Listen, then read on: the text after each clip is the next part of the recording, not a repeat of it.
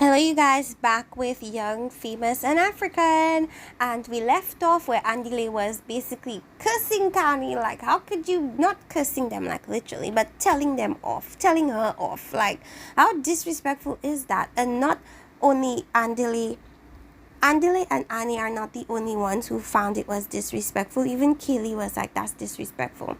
So she's over there talking with Zari. And I understand fully why Annie doesn't like Zari. Because why are you spreading her business everywhere? Like, what is your purpose of doing that? I do understand you're on a reality show and you're meant to talk and you're meant to bring up people's business.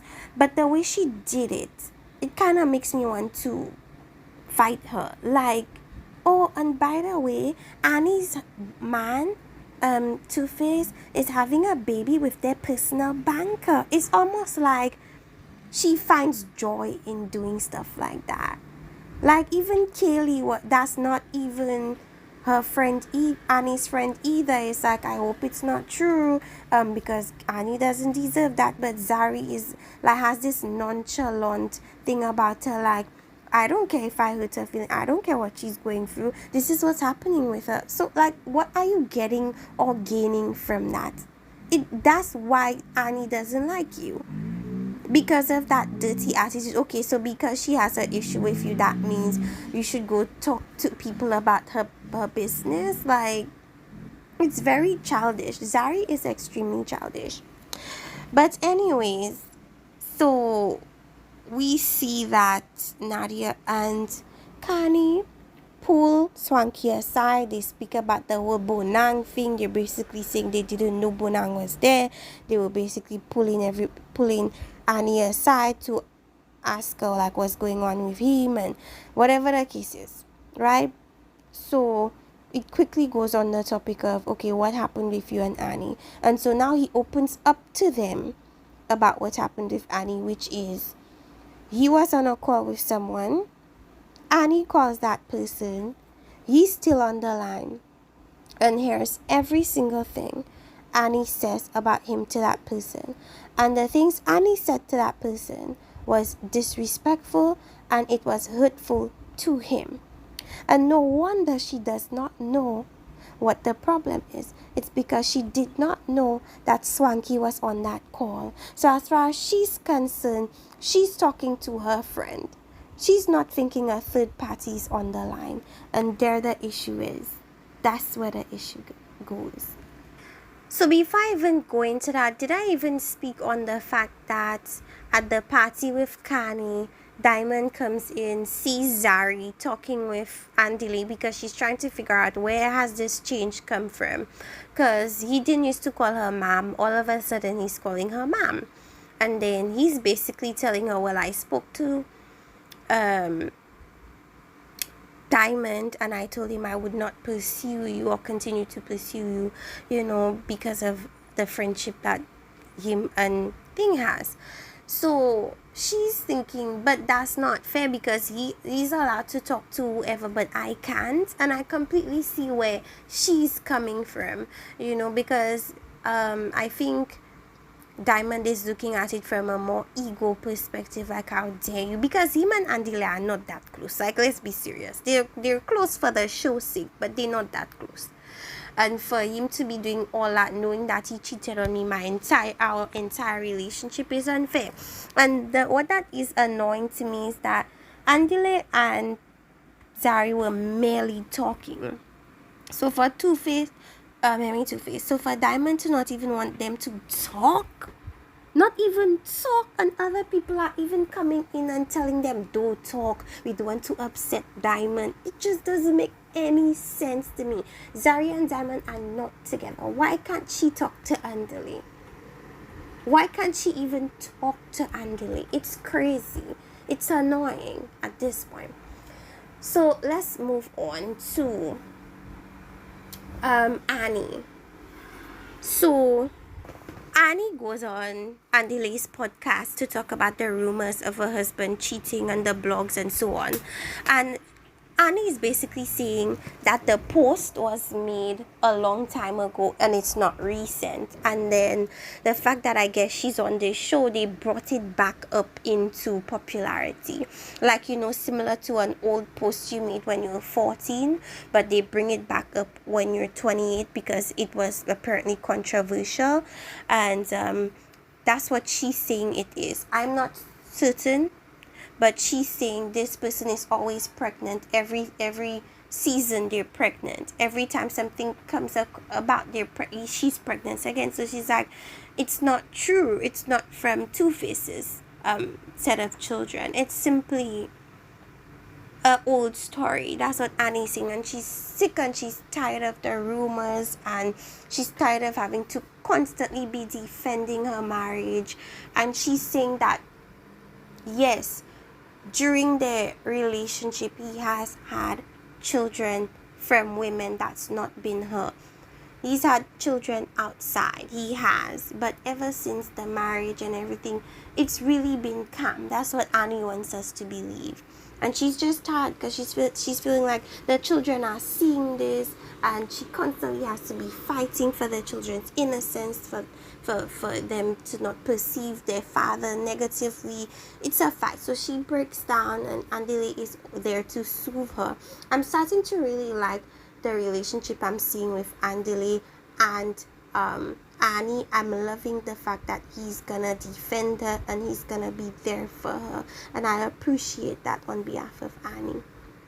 Zari and Andile are talking. She's trying to figure out what the issue is, between him and Andile and Diamond and herself, and the dynamic when they go into the group setting. And basically what Andile is saying is, let me just stay off you just for the sake of the dynamics of the group, because if we continue talking, it's always gonna be drama coming back to us, even though it's an innocent talk and an innocent conversation. And then he asked her, like, so what if Diamond goes and sees other people? She's like, I don't care. He could do what he wants, She just feels it's unfair for him to kind of dictate what she does with her life, But conversation ends there, and then we move over to Diamond inviting Fatina to his house. Oh my goodness! On a first date, you do it at your house. Clearly the intentions are sex. She wore a dress knowing fully well why. She did that to get him aroused. He's ready to be aroused. Plus you are coming to his house. Like, that's the recipe for a one night stand right there. So Annie's children and a man come through, so they're enjoying that. But what I will say about Fatina and Platinum is that I don't necessarily feel like women in general are so much into Diamond. It's just that because he's a star, it's his status that they're attracted to, not necessarily him. And it's their bodies he's attracted to, not necessarily them. So I guess it's mutually superficial. But not Fatina and Diamond kissing, and not Fatina and Diamond going up to the room. What you're going and doing in the room? Like, please, it's a bit too fast for all that. So anyway, we have Naked and Andile going to the basketball field, and what really shocks me about what Naked is saying is essentially that he uses sex as therapy in his relationship. Why do people do that? That makes no sense, and it resolves nothing. All it does do is it kind of pauses things for a later date. So then things begin to pile up, and that's when the blowout happens. So sex is not therapy, and the fact that he uses it like it's therapy is problematic. But wait, back to Diamond and this girl Fatina. Not him making it seem as if Zari kind of tries to dictate his life when that's what he's doing to her. That's crazy. And you see, that's why, or that's what creates conflict amongst women. It's what these men tell them, and then they use what these men tell them just to get in their panties to get back at the woman when it's not even based on facts. Okay, so I took a short break and I was happy that I did, because I was telling you guys that Diamond is lying to Fontana, making her believe that she's obsessed with him and she doesn't want him to live her life, when it's the complete opposite. Well, in actuality, yesterday I was going through social media and Zari posted her disdain, or I should say she posted her issues that she had with Diamond using her to get women. And this is part of what she said. Now, this is via the Pulse Live, because she actually deleted the post. So when I was going back to screenshot it, there was nothing to screenshot. She deleted it. So in a post, it was quite a long post, she essentially was saying that she doesn't need him because with or without her, she was already wealthy.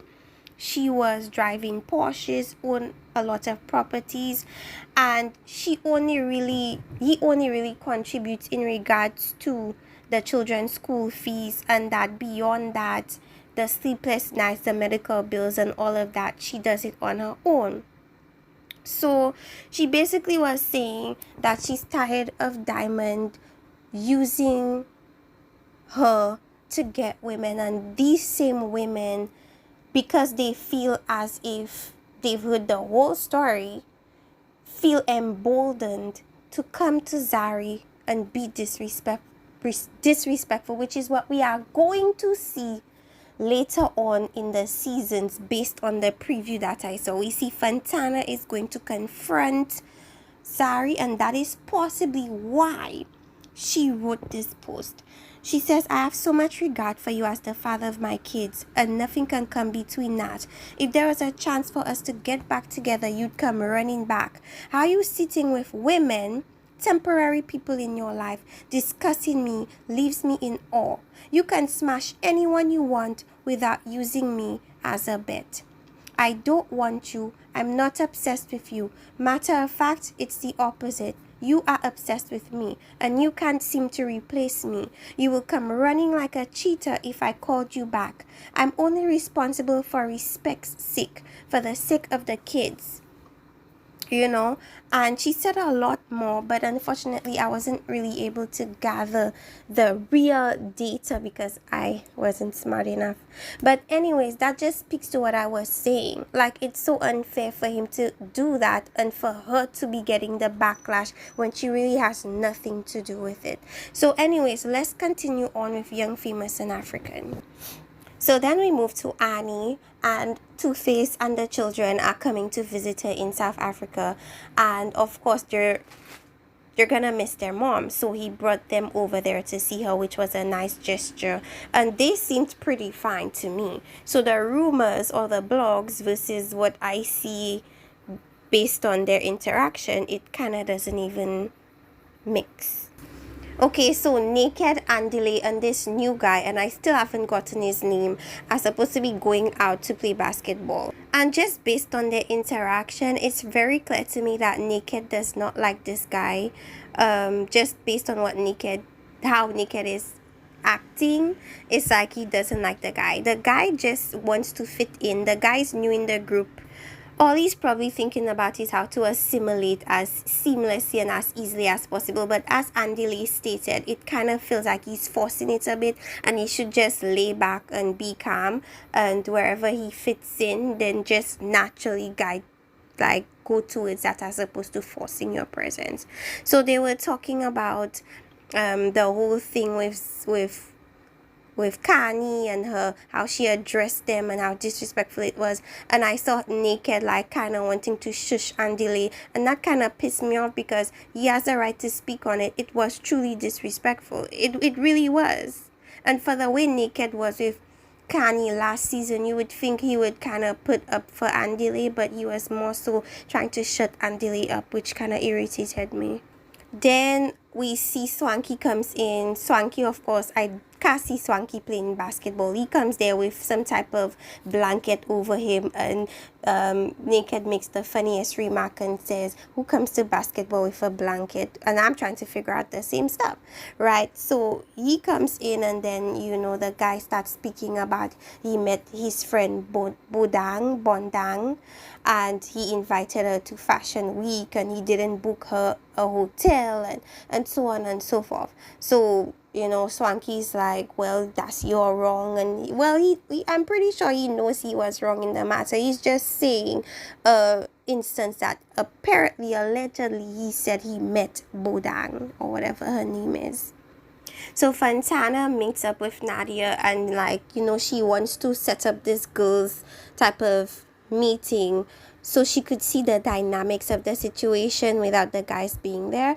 And I feel like she read it correctly, which is essentially like they don't like each other, because they really, really don't. They're just doing this because of the show and because they have stuff in common, friends in common, money in common, affluence in common. And really, that's just what it is, which is what most shows do.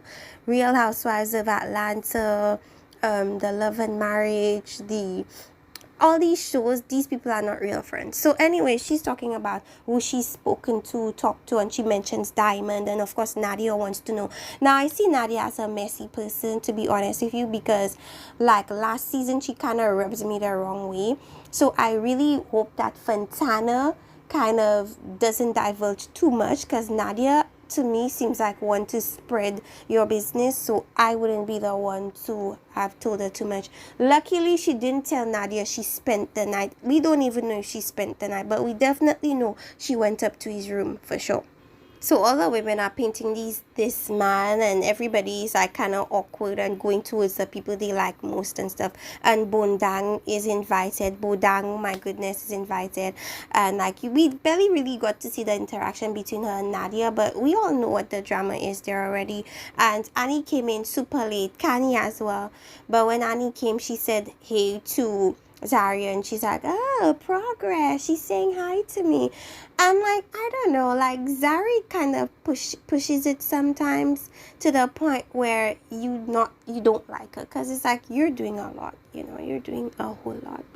So back to the guys on the basketball court, and the guys basically telling them how he did all this to kind of like prepare for the toast, and it really never happened. Well, Andile did try to advocate for him, but Kanye was ignoring everybody.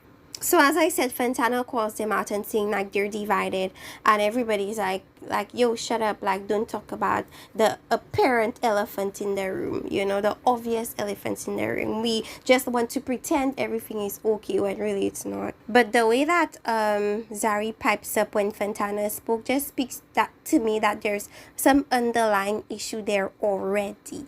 So the fact that she's been messing with Diamond is gonna make that situation even worse. And I forgot that Fontana had asked them, like, say something nice about the person next to you. None of these women opened their mouth to say anything. And that just proves her point. They don't like each other, period. So Fontana is talking to Bondang about, her escapade with Diamond. And she's kind of being a bit messy by saying that she's going to tell Zari. First of all, Bondang or Bodang, whatever your name is, it is not your place to open your mouth to Zari. Allow Fontana to divulge that information when she feels like it and if she feels like it. To be honest with you, it's none of Zari's business what Fontana chooses to do with Diamond. Just like it's none of Diamond's business what Zari does with Andile. So Andile and Two-Face are talking, and he's trying to emphasize with Two-Face about the rumors and how it's affecting the children and stuff like that. Two-Face is saying how the rumors do hurt. You could see that the rumors are definitely affecting Two-Face, but some part of me is feeling like he kind of started the precedence of all of this, because you were doing Annie bad. It's not like you were this perfect guy. So they're probably going off that, wanting to, fuel that forward, especially that you're on this international platform.